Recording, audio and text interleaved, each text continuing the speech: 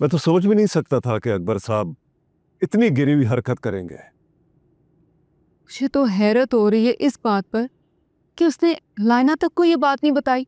क्या बताता जब उसके पास बताने के लिए कुछ आई नहीं। मुझे तो पहले दिन से वो लड़का पसंद नहीं था। सिर्फ अलैना की खातिर मैंने ये कड़वा घूंट भरा था। पसंद नहीं था तो इनकार कर देते ना। कम से कम इस तरह तमाशा तो ना बनता हमारी बेटी का इतने लोगों में। पूछो पूछो अपनी बेटी से, कितना समझाया था इसको मैंने, लेकिन जिद पर तो बिल्कुल तुम पर गई है ना। भूत सवार था इसके सर पर मोहब्बत का, वरना मार में क्या कमी थी।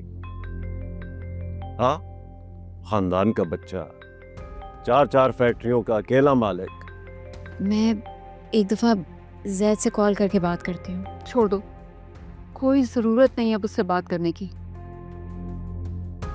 तो मुझे समझ नहीं आ रहा कि मैं क्या करूँ। तुम पैकिंग करो, मैं तुम्हें दुबई भिजवा रहा हूँ फूफो के पास कुछ दिनों के लिए।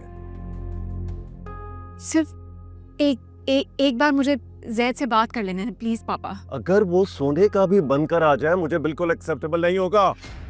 ये बात दिमाग में बिठा लो अब। माय डैड ठीक कह रहे हैं। जैद साहब आए अलैना बीबी से मिलने।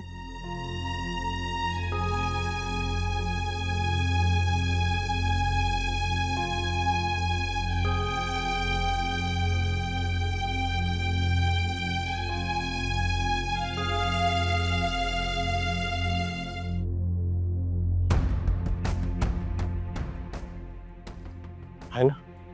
अब क्या करने आए हो तुम? तुमसे बात करने आए हो। बात करने के काबिल छोड़ा है तुमने? इतने लोगों के सामने तुमने इंसल्ट करवाई। You could just told me. I swear. Stop. मेरा कोई कसूर नहीं है यार। मैंने उस दिन तुम सबको बताने की कोशिश की थी, लेकिन क्या?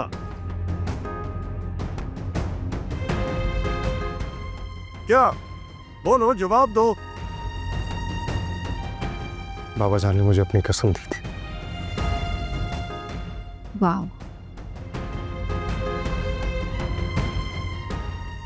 अपने बाबा के लिए हम सबसे झूठ बोले, ये रिश्ता झूठ की बुनियाद पे कायम करने की कोशिश की जो मोहब्बत पे शुरू हुआ था। लेकिन तुम तो मुझसे अनकंडीशनल मोहब्बत करती हो ना? करती थी। तुमने एक्सप्लॉइट किया है मेरी बेटी की फीलिंग्स को, धोखा दिया उसे। यह भी नहीं सोचा कि उसकी वजह से तुम्हें कितनी फेवर्स मिल रही थी। फेवर्स? ये जो तुम बैग पैक करके यूएस जाने की तैयारी कर रहे हो, ये सब अलायना की वजह से मुमकिन हुआ। नहीं आंटी, अलायना की वजह से नहीं, ये हम दोनों की मेहनत है। ये सिर्फ मेरी मेहनत थी।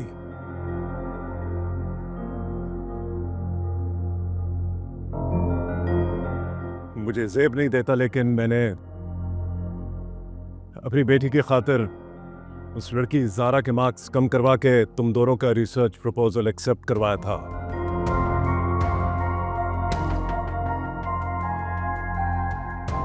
क्योंकि अलैना तुम्हारे साथ हायर स्टडीज के लिए जाना चाहती थी।